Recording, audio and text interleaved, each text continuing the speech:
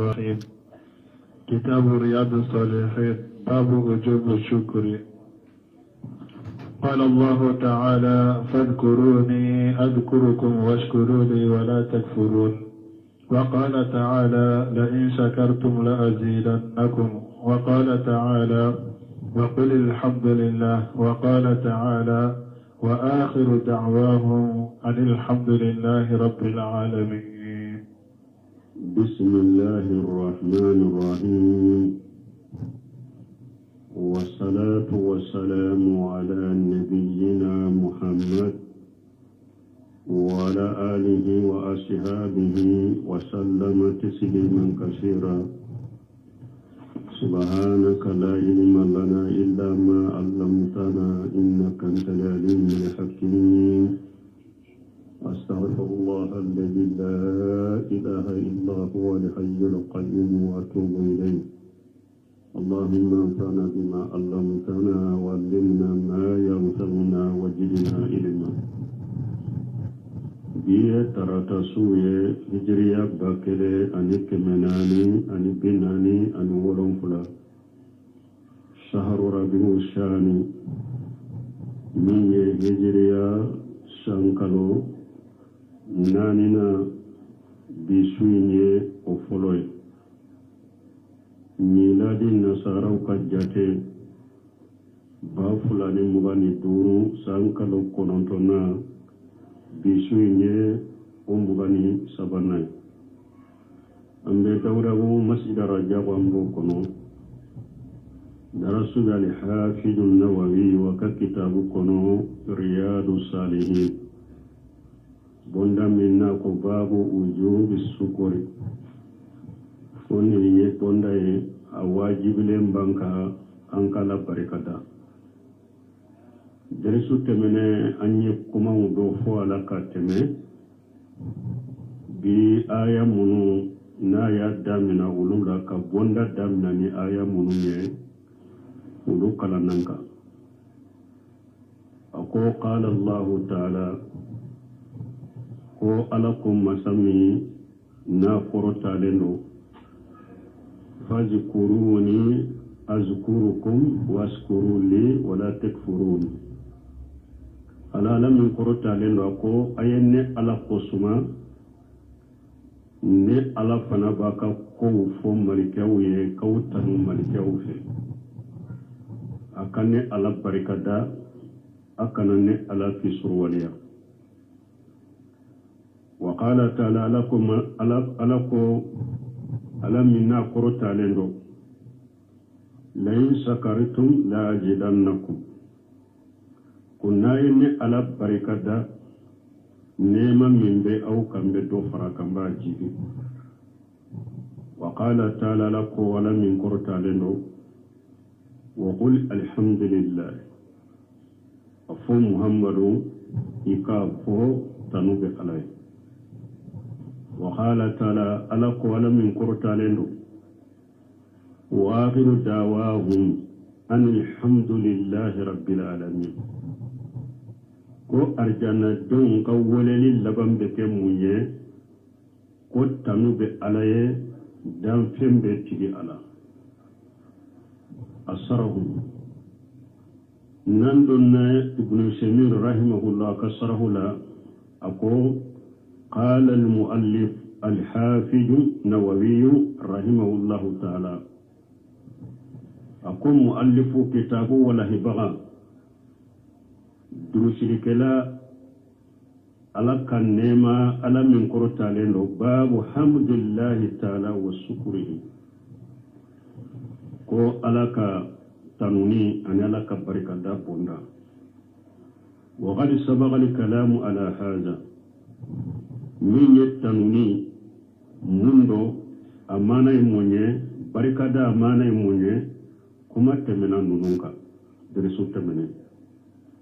ولكننا لم نتكلم على آية الأولى من آية فلو من يبند دامنا نوي أما كموكا وهي قوله تبارك وتعالى ويألك كما ala minna hera kacha korota leno فاذكروني أذكركم واشكروا لي ولا تكفرون فاعلموا أن ذكر الله عز وجل هو ذكر القلب. نسمي رحمه الله أقول كادو كو على قسمة مسمين كبوا كورتا لنو بسكونك على قسمة ودي على قسمة. وما ذكر الإنسان مجرد عن ذكر القلب فإنه ناقص. من مغمن يذكر على قسمة كنين نيني كاسرو إيا كنين نين درون دي على قسمة ينتج بسكون كنو أما كنين بسكون يه ويا على قسمة نغسلين وعلى قسمة نغسلين نمي وفوراني نين درون دي كاسرو بسكون ما أكا ذكرك ويذكر نغسلين. ويدل لهذا قوله عز وجل جمان بو اويرانا كون نين دروكا بركادا نين دروكا على قسما نغسلينو ني دسكما على قسما آية جمان بو اويرانا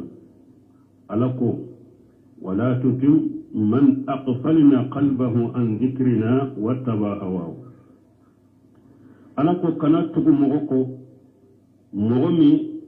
ni addusukun ñinana ni ala ka kosuma ko aya kan nin dungo bato kana o tigila mogo sugu kana tugu ko de wala tuti kana tugu mogo ko man aqfalna qalbahu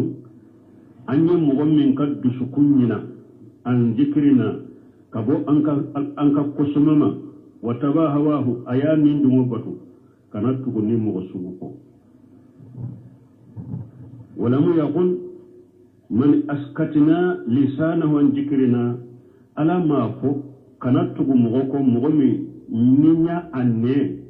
ني وداجي كابونكو سماما كانت تقوكو كمو فودي أكوني مغمي دسكونينا ngako sumala ألا ما فو نين مغمي نين دادي na ya dade na nenye amanya ala kosuma kana tugoko nen dade lima fode disukunyi na de fora aya la yile be munyirana nin nenye ala kosuma disukunyi na nembe ala kosuma te qala man aqfalna qalbahu an dhikrina ala ko nyem mo min disukunyi na nka kosuma la fa dhikru nafi'u huwa dhikru alqalbi ala kosuma min ninna fabala wa yaddu sukunka ala kosuma de wa zikru alqalbi yakunu fi kulli shay dusukun fana ala kosuma abeke fembela yani mana zalika lanino o mana yimunye anna li insana wa hiya yamsi wa huwa qa'idu wa huwa murtazu adama de kito ibe tama isigilendo idalendo iddu sukumbe seka mire alala qala qusma idha tafakkara fi ayati llahi azza wa jalla fa hada min zikrillah hada mademba ke katama isigilendo idalendo ni iddu sukum mire ala katama suna ka aya wula wa ya la qusma. ومن ذكر الله أيضا ما جاء في سنة مثل أبي على قسم لفنا ممنا نسنة مثال لا إله إلا الله وحده لا شريك له له الملك وله الحمد وهو على كل شيء قدير وسبحان الله وما أصبح ذلك ذكر دين من فنائي يكتو كافو لا إله إلا الله وحده لا شريك له له الملك وله الحمد وهو على كل شيء قدير نمنا نتيلن كسنة كنو من يذكر دي سبحان الله ذكر دي دو وما أصبح ذلك أن نوننا يغنو ومن ذكر الله أيضا الصلاة أبي على قسم لا تقولي صلي فإنها من ذكر الله صلي على قسم دي كصلي يركي ala ko sumadiru qala Allah tabaraka wa taala ala ko alami hera kacha kortalenu utlu ma uhiya ilayka min alkitab wa aqimi salata inna salata tanha anil fahsai wal munkar wa la dhikrullahi akbar ala ko ni aya kono suratul ankabut kono ako itini ala ayyamin wahaw kanayima okala min alkitab itini ala kitabu min wahaw kanayima kitabu inkala wa aqimi salata ika sallin nati achokola inna salata salli fulede tanha anil fahsai wal munkari ka hada maden to ni be salli mbena abeke ake chogo mimana salli mbella baki bali ko cejugu ani ko konewma wala dhikrullahi akbar ala ko suma min be salli kono ode kabbo katebe salli yele katune do ba foni do ba fola dhikrullahi akbar al salli min yere fuleni nye ala ko suma de do ala ko suma bere bere baye alede qala ba'd al ulama dole kama doko almana ولما فيها من ذكر الله أكبر دون كما دoko ذكر الله أكبر كل لين يمونye ko ala ko suma munun be sallin kono ko de kabotuni fa ala kulli hali la hala bela ينبغي للإنسان عند ذكر الله باللسان أكاك هذا مدني ني على قسماني نيني أن يكون جاكرا لله في قلبه يكاك مغيب فنا مغمين نيباك على قسماني بسكون فنا يكاك مغيب نيباك على قسماني بسكون فنا حتى يتتابق القلب واللسان fo dusukunni nembe kabbe ala kosuma folila furu dusukunni nem kabbe ala kosuma folila wa tahsuru al fa'idatu fa'ida nasrala lianna mujarrada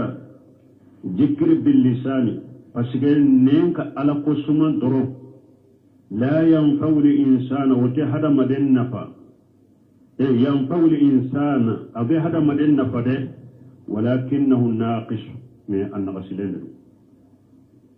كألا قسمني نندروي أبي هذا مدين نفده من ألا قسمان نقص لنا لكن الذكر بالقلب هو الأصل والمهم من كألا قسمني يبسكوني ودي اللسرية ودي حملين دوفنا مهم لنيني ودي ala ko suma ka kini dusukunye wode lesriye wode lanyini wa alamu anna allah ta'ala yaqulu ikado ala min korota le ko fazkuruni azkurukum ayan qosma naw qosma wa ghari sabata anni nabi sallallahu alaihi wasallam asabatiran nabi ma bolo kabonna yuma bolo ala kataruna sibaka anna allah qala ko ala ko man zakarani fi nafsihi ala ko nim mo minne ala ko suma inni kono irela zakaratuhu fi nafsi ne ala fana bi ko suma irela o man zakarani fi malai nim mo minne ala ko suma jamala zakaratuhu fi malai khairu minhu ne ala bi ko suma jamala jama min kawsa e ka jamal ni ala ko suma jamala ateke hada maden jamala yawa ni ala yu ko suma sanfe marikaw cela marikaw ka jamai la marikaw ka jama mo hada maden ka jamayawa ni ne ala ko suma jamala ni ala bi ko suma jamala min kawsa e ka jamai ne yani anna al insana la yini hada maden idza zakara allah fi nafsihi ni ala ko suma irela walaysa hawlahu ahadun موسيكي كرفه اكلمتم اي على قسمة اير اكلمتم موسيكي ذكر الله في نفسه على فنبي قسمة ايرلا وإن ذكر الله وحوله ملو ني على قسمة جماعة كرفه يعني في جماعتي ni ala kosuma jamala jakarahu Allah fi mala'i khayr minhum ala bi kosuma jamala jama min kawsa ka jamanye wa hada yadullu ala fadilati dhikri min dalula iranna ala kosuma fasamancha ko iranna anna Allah ta'ala التزم على يا يردلا لأن من ذكر في نفسه كل مؤمن على قسم يرلا ذكره في نفسه على فنبي قسم يرلا ومن ذكره في ملأ من مؤمن على قسم جملا ذكره في ملأ خير منهم على بقسم جملا جمع من كوسئك جمعين وقال تعالى لكم على من كرتارينو واشكروا لي ولا تكفروني أين على بركة أكل في سرواليا وغادي سبق معنا الشكر بركة معنا فورا كتمي أنكو بركة بكن يرو سبالي نين كبركة بسكون كبركة سوفيو كبركة ومعنى الكفران في سرواليا لين يموني وياتي إن شاء الله ومعنى الكفران أني في سرواليا فنا أمانة فورا كتمي وياتي إن شاء الله بقية الكلام على هذا الباب في الأحاديث القادمة أقول أبنا على السنة كما بنا نمبوندا تو كما بنا لا حديث ولا حديث من بنا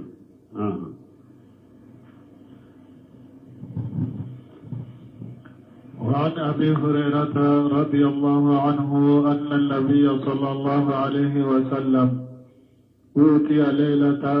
أسرى به بقدحين من خمر ولبن فنظرهما فأخذ اللبن فقال جبريل الحمد لله الذي هداك للفطرة لو أخذت الخمر غوت أمتك رواه مسلم غوت أمتك رواه مسلم. وعنه عن رسول الله صلى الله عليه وسلم قال كل أمر ذي بال لا يبدأ فيه بالحمد لله فهو أقطع. حديث حسن رواه أبو داود وغيره. وعن أبي موسى الأشعري رضي الله عنه أن رسول الله صلى الله عليه وسلم قال إذا مات ولد العبد قال الله تعالى لملائكته قبضتم ولد عبدي فيقولون نعم فيقول قبضتم ثمرة فؤاده فيقولون نعم فيقول ماذا قال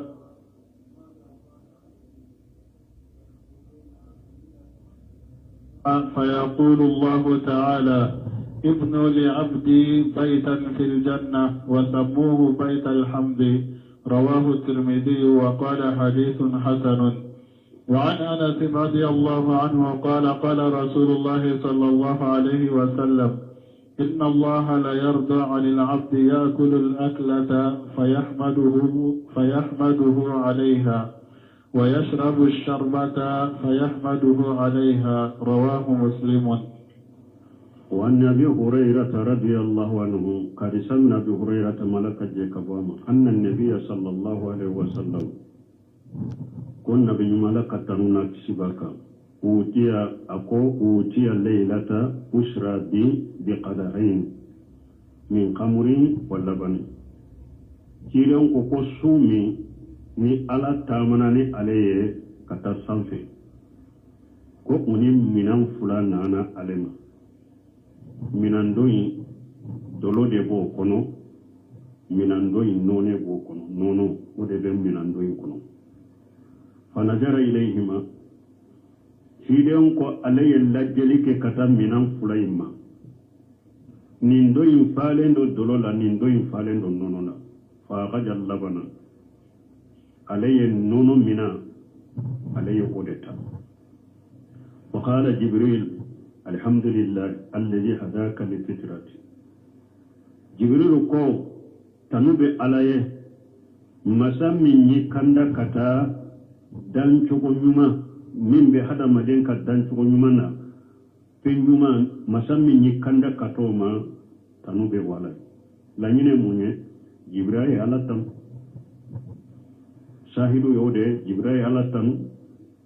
donc am fanan ka ala tam law aghadita liqamra ni tunye dolo indeta qawwati ummatuka ikam man tombe ke filibanti ni tunye dolo mina indeta ikam man tombe be fi mais be nasawoma tanube ala ni nipe sawawna kibe fenna min hada maden danchuma nyuma beta minye nono ni tunye dolo inta imman tombe fi rawahu muslim wa anhu karisa min abi hurairah man ani rasulullah sallallahu alaihi wasallam karisa min kabochi de malaka tanuna kisibaka qala ko kullu imri jibal cilen ko koko ni ko hamina ni ko badedo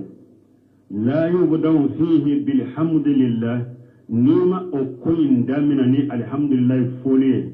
fa huwa aqtaw wa yakko tigelenye barakato ko la ko tigelende wa yakko tigelenye ko min ni barakatala hadithu hasan rawahu abu dauda wa ghayruhu ko hadisa min wa kanyi ko abu dauda ya apo anatana min ni hadisa Syekh Al-Bani ni hadisa ilaf ni hadisa Syekh Al-Bani ayeni hadisa ilafu hadisa domba chama ni hadisa ilafu bombaji nyine karani hadisa inna ako hadisa inna nani sanadu munu defo pula ako me minka giri ako ni ala sonna ko hadisa indeke hasanu li ghairihi ako hadisa imbese ka sembentea ka ke hasanu ye li ghairihi me ayere koni ka sanadu la fulengo nya bese ka ke hasanu li ghairihi umbaji ya jabi ni togola me shagal bari ni hadisa Allah me don ko hadisa mana akani hadisa mana akani ko ye ko bade ika damina ndi bismillah fole u alhamdulillah fole wa nabi Musa al-Ashari radiyallahu anhu karisa min nabi Musa al-Ashari laka je kabwama anna rasulullah sallallahu alaihi wasallam ko alaka kira laka tanuna kisibaka qala jama'ata waladul abdu kiren ko ni jon na den fatura qala Allah ta'ala li malaikatihi ala ba fo akam malikewiye qabadutum walada abudi ayin ka jonde aya minalawa fa yaquluna nam malikaw bafu anyi ka jonde ade anya de mina fa yaqulu qabadatum samarata fuwadihi ala bafu malikawiye ayin ka jo akaddu sukun yiride ayo minala fa yaquluna nam malikaw bafu ika jon dusukun yiride anyo minala fa yaqulu ala bafo ma ja qala abudi na ya kad dusukun yiride minala ayemu fu nga jonye mufu fa yaquluna hamidaka wasarja malikaw bafo ika jonyi tan aya yire sagi kata ima fa yaqulu Allah ta'ala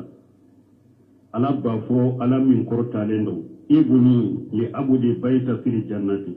awa ayeso jonka jonya ari janna kono wasumuhu baita alhamdi aka soyin togo wele ko tanu kaso wasammuhu baita alhamdi aka soyin togo wele ko tanu so arawahu Tirmidhi wa qala hadithu hasan Turmiya abu ya bo aku hadisa inkani ni hadisa sahalanya wa ana Anas radhiyallahu anhu hadisa min Anas alaka je kabwama qala rasulullah sallallahu alaihi wasallam wa alaka tiden ko alaka tanuna kisibaka inna Allah la yarda anil abdi an yakula al aklata ko alabin ni sunja jonko ni dumunike فيحمده عليها نيب ألتنو دمنين كليكا ويشرب صربة منك جوني مينو دوكي فيحمده عليها ناب ألتنو مينينك رواه مسلم يا حديثين الصرف نندنا ابن سمك الصرف لا هذه الأحاديث ذكرها المؤلف رحمه الله في باب فضل حمد الله تعالى وشكره نهدي سمه فلنية مؤلف على كنما أيوف على التنوني أن على بركة فسمنت بندقنا من المعلوم لنا جميعا أبي فين كنو فمي نمبي بادو أن كل ما بنا من نعمة فمن الله عز وجل فمي أبي فين نفمي نبي بادو ويجمع كل نعمة بانكا أبي بورا على دفع نيفين دو من دون نمبي بولو كل نعمة بانكا نعمة بورا على دفع وأنه إذا مسنا ضر فليس لنا ملجأ إلا إلى الله أو نتورو ينصر فنا سيمبيرو غير تامبولو ده أنك سيمبيرو شي تامبولو نمبي سيمبي كتا يأوما فو الله ده أنك سيمبيرو وأن الإنسان هذا مده إذا أصيب بما يكره نفني شرف من نيبا كو أو بما يوجيه وده نفني شرف من بيتورو فإن الله تعالى يكفر بذلك عنه وفي مسنا على بوتكيك الجنوب يافا نيبتني بكان نينو نيما بانكا أبورا على دفع نتورا ينصرو أنكا سمبكة على دفع سمبكة يرو تنبولو نمبي سمبكة منني على دفع hadamade fana ni fenyi soro ibe min ko ube min bi toro ikado o femma sinala ya kila puru kika jumbu da ya fana ma min aja tora site au hammi ube hammi site au qammi ube qammi anko hammi ye munye faranfansa jumambe hammi ne qammi ce hammi ye de kodo bake kanyesima i hamminen be koyin koro koyi ko degulende do kodo be nyesilen be ma koyi hammi be la kammi ye munye kodo kerila o yi toro kosobe a tora be toyi dusukun kono a temena de na tora bi dusukun kono ba fode min kammi ma min aja tora site aw hammi شتى أو قم شتى يصيب المؤمن النابي مؤمن صر إلا كفر الله بذلك عنه فألب وكيك جنوب يافا حتى سوكة يساقوا هرم موني نا يسلام السوغي سينا وموني سوغلي دي على باكيك جنوب يافا إجن فنعم الله عجيمة كثيرة لا تحصى ولا alaka nema kabbo alaka nema kacha adeshe ka jate ka sha dama bo ni hada maden ke rassa har ni tora fe munu ni soro nu ulu be kima hera de hera ko yere katoy har ni tora munu ni esoro ulu be kima hera de donc alaka nema mo be so ko jate do lidhalika min de koso يجب علينا أن نحمد الله تعالى أواجب لهم بانكا أنك على الطن على من قرطانه ونشكره على نعمه أنك على بركة كنيمك التي أسبغها علينا أكنيم منا ياتي منك أنك بركة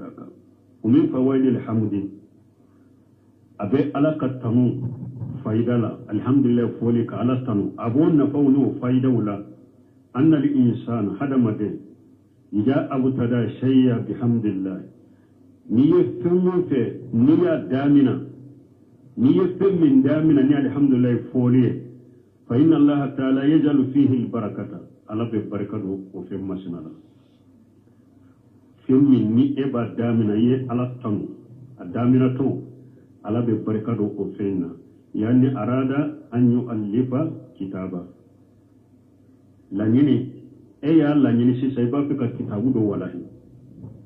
او يتكلم في كلامه ube eba في كما دو فو كتبته او غير ذلك وكرا كتبه ube كتبتنا إذا حمد الله ني على تنو جعل الله فيه البركة على ببركة وكوينا أمبا في أنكم مربعو على كودنا جمعنا mais an b'a fɛ wagati bɛɛ u ka ko n'u b'a fɔ n'u b'a kɛ u ka ala ko don a la o bɛ barika don u ka ko la ka sinsin ka taa ka fara min b'u bolo n'u b'u ka disikuru daminɛ u bɛ kuma daminɛ u ka ɲini ka kala ka bisimilahi rahmani rahim ka kala k'a dɔn ka ɲɛdɔn alhamdulilahi u ka kala ka ɲɛdɔn n'u b'u ka kuma daminɛ u b'u ka ko min kɛ u ka daminɛ ni ala tɔgɔw ye barika min b'u bolo hɛrɛ min b'u bolo ala bɛ dɔ fara kan ala bɛ barika don ka kow la kuma ko n'i b'a kɛ n'i ye awa daminɛ ni ala tɔgɔ ala tanunen ye ala bɛ barika don kɛ masina la o kullu amrin ko fana la yabda'u fihi bihamdillahi fa huwa aqtaw ko fana n'i b'a kɛ u bɛ kuma n'i b'a fɔ i ma daminɛ ni ala tanunen ye alhamdulilahi fɔlen o ko ye ko tigɛlen dɛ yanni manzaw albarakati barika de bɛ fosi ka bɔ la ko ni e bɛ o damina u bɛ kuma i b'a fɔ i ma ala tanu o ko masina ala bɛ barika fosi ka bɔ la lakinni qad yanubu anil hamdi khayruhu kal basmalati masala mais alhamdulillah fendo be se ka bila alhamdulillah nola o ye munye bismillah ni be kuma min fo adamina ni alhamdulillah ala be baraka do ala ni be koko ke adamina ni ala tanuni ala be baraka do ala bo hari ni ma alhamdulillah fo bismillah o be alhamdulillah parashita ni be ka kuma adamina ka fo bismillah ni be ko ba min ke ka fo bismillah albasmalatu aida yubariku Allah fihi bi ashiya'an kathiratin minha aw bismillah fana ala be barika do bismillah fana folila ko min ni ba ke ni bismillah fo adamina la ala be barika do ko masina la bi ashiya'in kathiratin aw ko chaman be bismillah be barika do ulula ko chaman be bismillah be barika do ulula ni o ko nunun damina bismillah ya abo ko yin kon o ko nunun kono anna al insana hadamade ida jabaha jabihata ni hadamaden be kantigele fendo kantige in qala nako bismillah nati ko bismillah kantigele fen kantige to halati jabihatu wa sarati tajibata o kantigele fen duni tagara o kantigele fe asogo kera sogo numay wa in qala alhamdulillah lam tahilla jabihatu min nit mogo be kantigeli fen kantige ema bismillah fo kantigeli fen kantige to eko alhamdulillah o kantigeli fen tedaka lianna jabihatan parce que kantigeli fe la tahillu illa bil basmala kantigeli fe ale duni tedaka ni akantige to ni bismillah de mafo وإذا قال عند الذبح الله أكبر ولم يقل بسم الله لم تهل جبيهته كان تقول فندو كان تقول إيكو الله أكبر نيما بسم الله فوق وكان تقول فين سقود دوني تدرى فكل أمر يبدأ فيه بالحمد لله فهو خير وبركته كوكنا أدامنا الحمد لله فوليه o koyi o ye hɛrɛ ye o ye barika ye koko a damina to ni a damina ni alhamdulillah ye o ye hɛrɛ ye o ye barika ye lakinni qad yanubu an alhamdi ma siwahu kal basmala inda al akli wa surbi mais alhamdulillah fen do be se ka bila alhamdulillah nola yoro dola fen juma comme bismillah bismillah bi se ka bila alhamdulillah yorola alhamdulillah nola yoro dola misali la dumuni ani mimi wajabuhu wal wudu wa itiyani rajul ahlahu bismillah bi se ka bila alhamdulillah falasila yoro damadola ni be dumuni te ni be dumuni damina ita ko alhamdulillah de damina na de iba ko bismillah de ni be ni damina ita ko alhamdulillah iba ko bismillah de ni be kantigali to ika kantigali to ita ko alhamdulillah ibe bismillah de fo ni be salliji damina ita ko alhamdulillah de ibe bismillah de fo o yorola waytiyani ar-rajuli ahlahu ni mo ibi kam muso ka fo nyogonya alhamdulillah te fo o damina de bismillah de be fo yorola bismillah de be bila alhamdulillah parasila ni yorola alhamdulillah te fo ni yorola bismillah de be fo ni yorola yaqulu ni mo ni bi kam muso ni ba ke ka je nyogonya ikafo bismillah allahumma jannibna shaytana wa jannib shaytana ma rajaqtana wa ghayr zalika ni be ka fo nyogonya ke muso no fe ka fo bismillah allahumma jannibna shaytana yantiga ala an kishi shaytane ma wa jannib shaytan ika shaytane fana amma go shaytane la ika shaytane fana ma bo anna ika shaytane fana ma bo ma rajaqtana iban garjage demmin nan nin ka fu nyogonya la ika shaytane ma bo o fana la jannibna shaytan shaytane ma bo anna wa jannibu shaytan ika shaytane ma bo fana ma rajaqtana ambe demmi iban garjage demmin na wa hayri jalika ni mo nyogono tawa ciden kun ni bi musu ka fu nyogonya ni yen do wufo ni ala ya latige o ka fu nyogonya kera denye ciden ko shaytane ta toro abada shaytane ta ko den toro abada wa min fawaid alhamdi abe ala tanu na faula faidawla anna allah subhanahu wa ta'ala yarda anna li abdi idha akala al-aklata an yahmidahu alayha abe alhamdulillah foli faidawla do ni dumuni ko fe ni ko alhamdulillah ala be jey ko abe ni son jey ko ni alhamdulillah foli na fado ya faida do ni jonye dumuni ke ipa dumuni banay ko da e ala tam dumuni ka o kadi ala be ni son jey ko wa ja sariba sarbata yahmidahu alayha ni mini fanake imina ikan minin ko pe ala tam minin ka ala be ni son jey ko fama hiya li akilak me akilatu yedumay ni ciden ko ala be jen ko ala goye ni sonja jon koro ni yedumuni ke ija akilatu yedumay sisa هل هي الوجبة أو كل ردة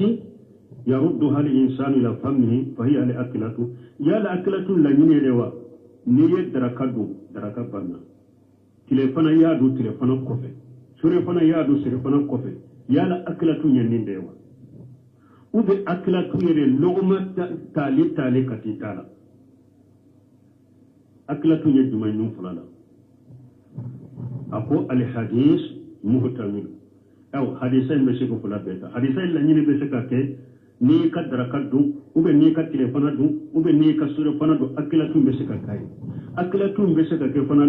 لغما تاتو كتي دالا إكالاتا أقول حديثين بسيكو فلا بيتا وكان الإمام أحمد بن حنبل رحمه الله كلما أكل ردة قال الحمد لله أحمد بن حنبل إمام أحمد بن حنبل تنكرا ni aliye wa lugumata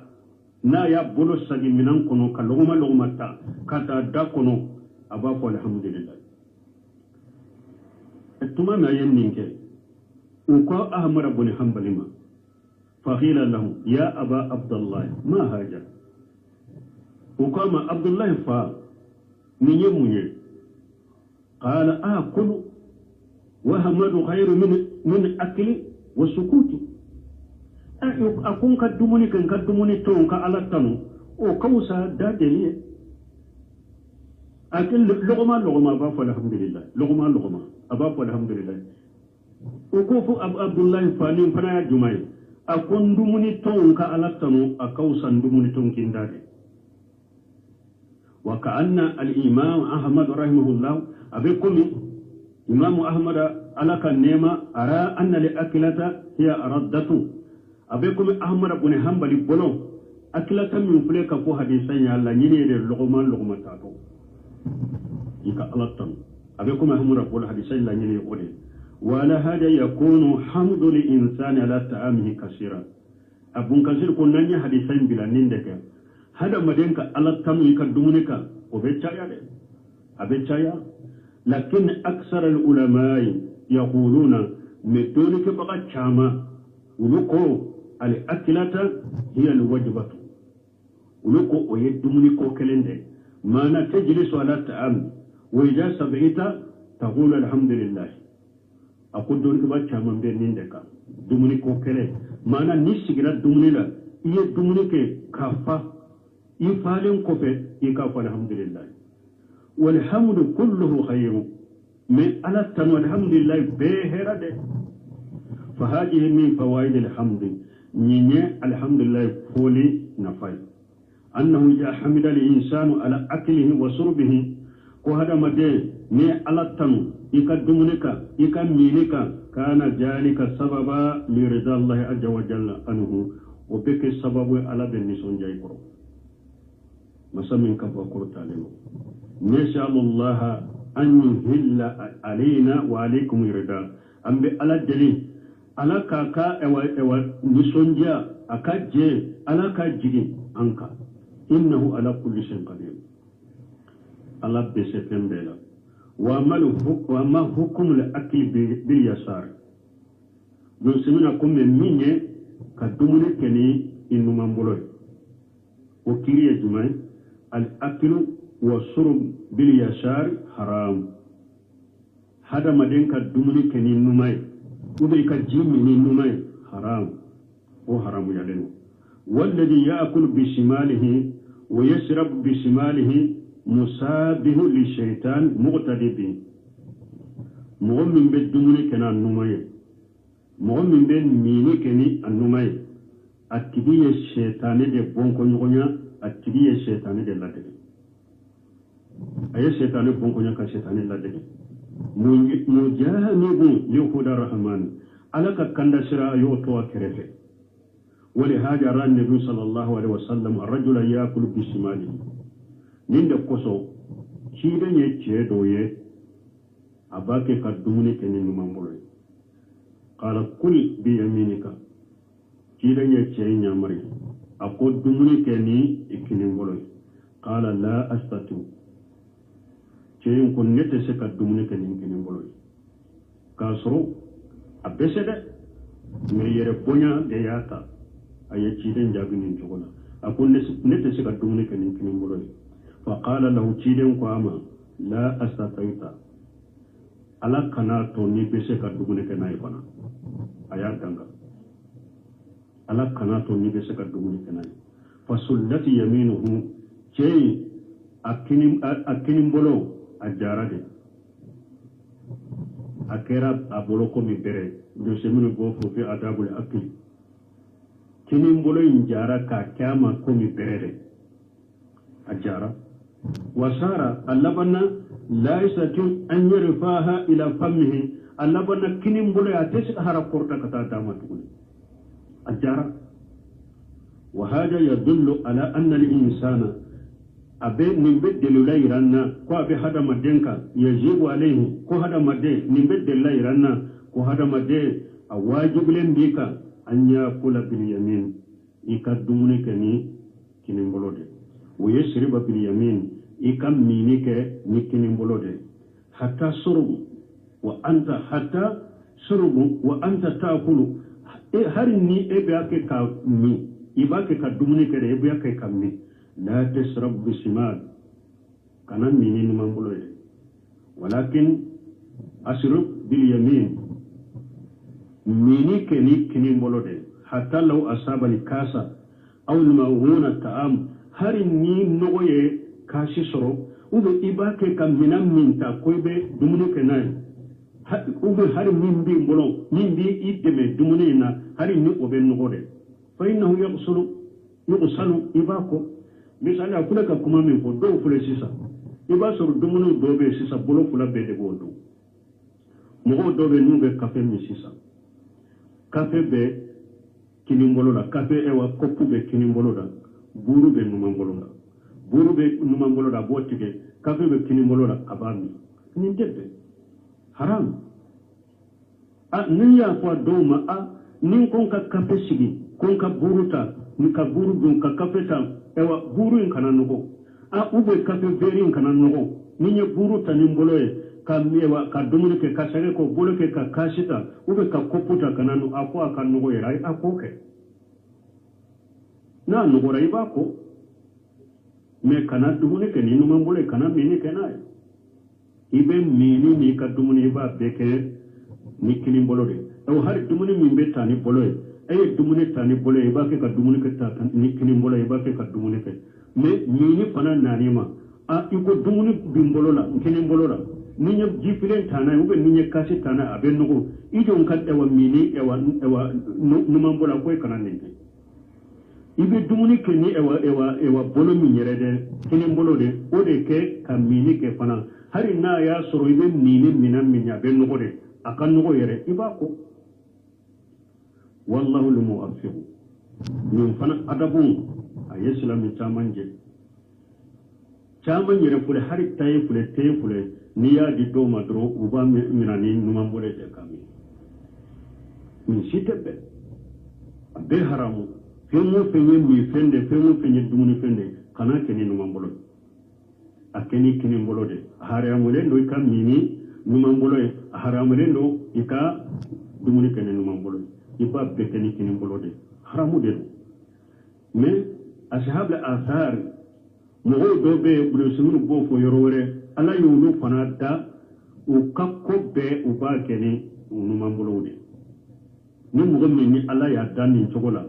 buhari aka kantigenu abaka ni numambolo de doni ko bashi to tala o kera ko mo dan chogo ala ye mogo doke kan numambolo de bila uye kinimbolo parashila urube fen chamon ko usabelu kantigenu fe u ba be keni numambolo